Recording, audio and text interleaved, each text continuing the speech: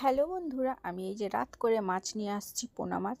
তো আমার মন চেয়েছে আজকে লাউ দিয়ে রান্না করব। তো পোনা মাছগুলোকে ভালো করে ধুয়ে ভেজে নিচ্ছি। দেখো, গোটা গোটা রেখেছি। তো এবার জিরা, লঙ্কা, তেজপাতা ফোড়ন দিয়ে লাউগুলো দিয়ে রান্না করব। তো এগুলো হয়ে গেছে, এবার লাউটা ঢেলে দিলাম। তো দেখো, লাউটা একদম ছোট কচি লাউ এনেছিল, তাই এই একটা গোটা সম্পূর্ণটাই দিয়ে দিয়েছি। অল্পই ছিল লাউটা, দেখতে খুবই সুন্দর ছিল। তো দেখো, লাউটা জিরা, আদা, লঙ্কা বাটা দিয়েছি, লবণ হলুদ দিয়ে ভালো করে নেড়ে চেড়ে দেখো কি জল বেরিয়েছে। এবার একটু জল দিয়ে মাছগুলোকে দিয়ে দিলাম। দেখো, পোনা মাছের লাউ দিয়ে তরকারি।